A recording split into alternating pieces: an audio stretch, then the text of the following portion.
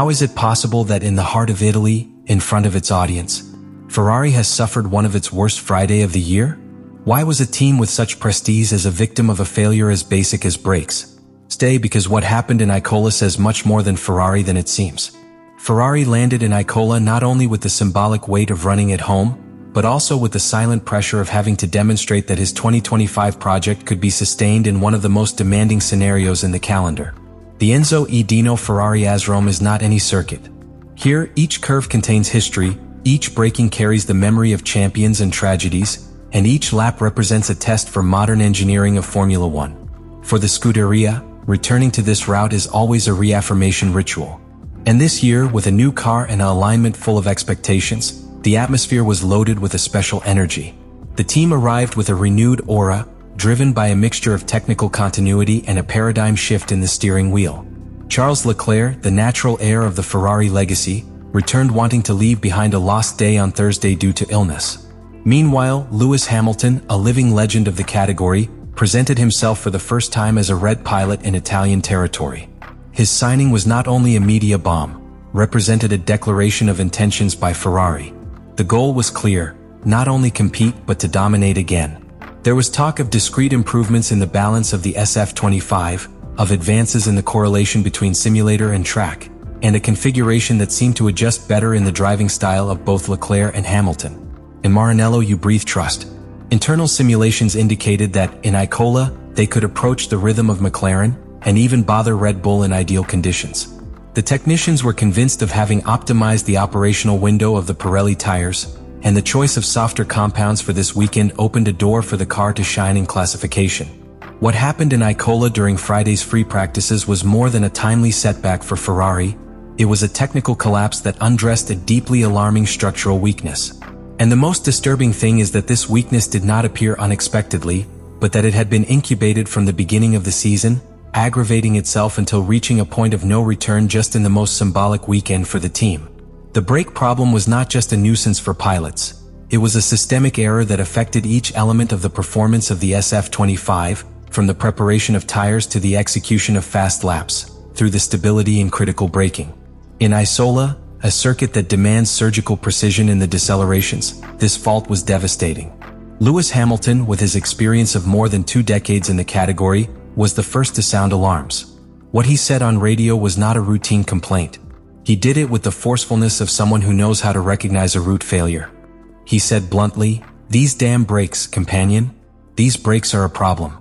And that phrase, said in the heart of Italy, on one of the most emblematic cars in the history of sport, summarized the entire drama.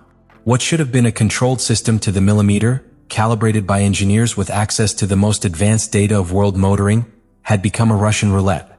Hamilton described the experience as a lottery, a metaphor as accurate as disturbing. We throw the dice, you put it, pill, and work, you put another and it does not work. This inconsistency is lethal in Formula One. The brakes are one of the 3 elements that define the competitiveness of a car, next to the engine and aerodynamics. If the pilot cannot trust the system's response by stepping on the pedal, then everything else falls apart. The braking balance, the entrance to curve, the temperature of the tires, the energy that is recovered through the ERS. Everything depends on that trust. And in Imola, Ferrari stole her from her own pilots. The situation even affected classification simulations, because the problem manifested in the brake heating mode, preventing tires from reaching their optimal performance window. Charles Leclerc was clear about it. The brakes in warming mode are horrendous. Friend, is not braking. But the most revealing of all this debacle was what was discovered between the lines. Hamilton clarified that the problem has nothing to do with the transition of carbon industry pills, which he used in Mercedes, to the Brembo that equipa Ferrari. That casts any individual adaptation theory. What we have here is a structural defect in the design or integration of the SF25 braking system. A ruling that, according to the British pilot himself, has been present since the beginning of the year, but that in Imola exploded with all his crudeness. This phenomenon is not new in Ferrari.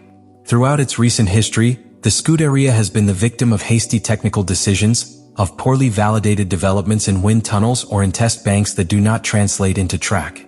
But this time, the serious thing was not only the presence of the failure, but its unpredictable character. Because if there is something that a pilot needs to go to the limit is predictability. Know that if you step on the brake 100 meters from the curve, the car will answer exactly the same as the previous return.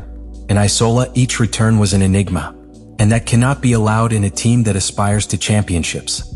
While McLaren shone with solid and predictable performance in both training, Ferrari was navigating in uncertainty.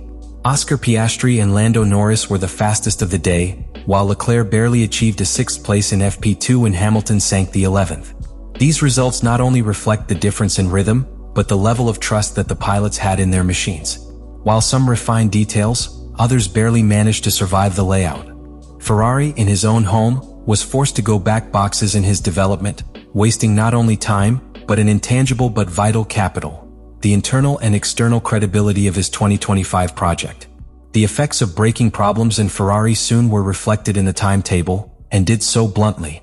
Friday's day, which should serve to refine details and build a solid base for the rest of the weekend, became a series of frustrating laps in which the pilots fought more against their own car than against the stopwatch.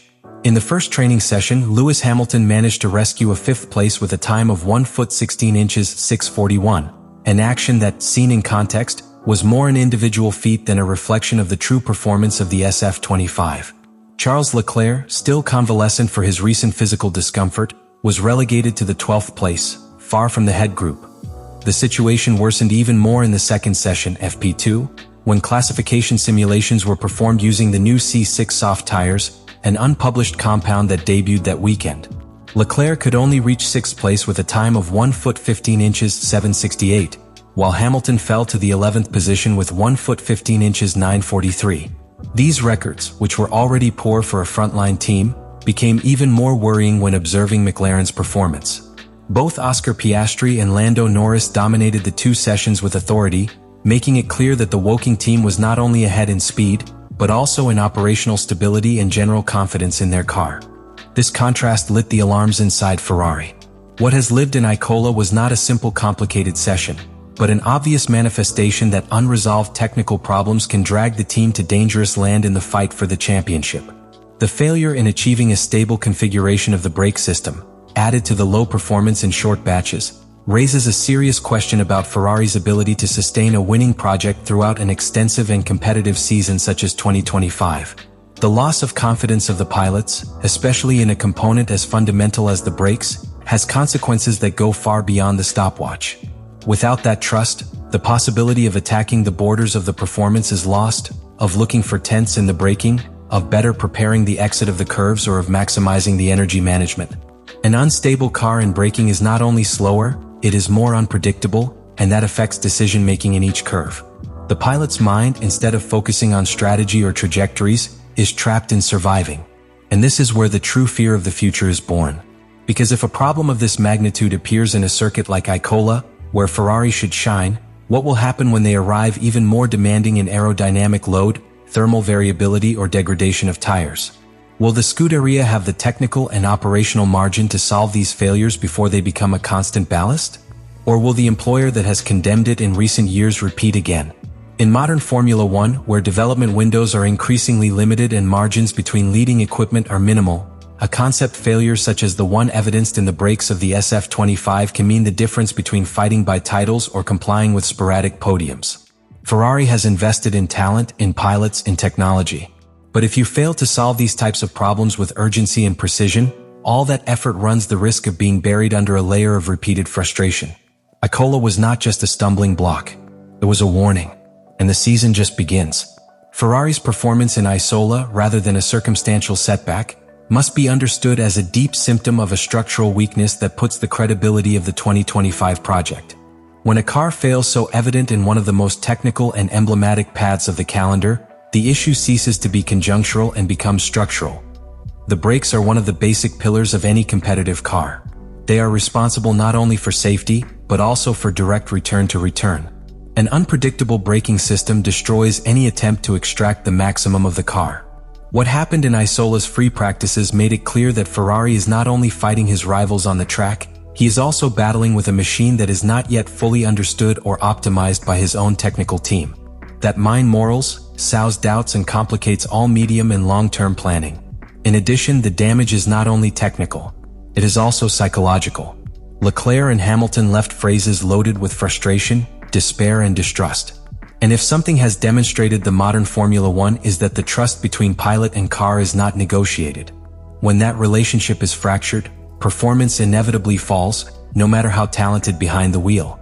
Ferrari must understand that the emotional management of his pilots, especially in an environment of very high media pressure as his, is as important as any aerodynamic improvement. Looking ahead, the team must respond with facts, not with excuses. Solving a brake problem is not just changing pieces. It is to diagnose precisely, redesign if necessary, and above all, demonstrate that there is absolute control over all aspects of the car. Imola has left a clear lesson. The margin of error in the elite of Formula One is non-existent.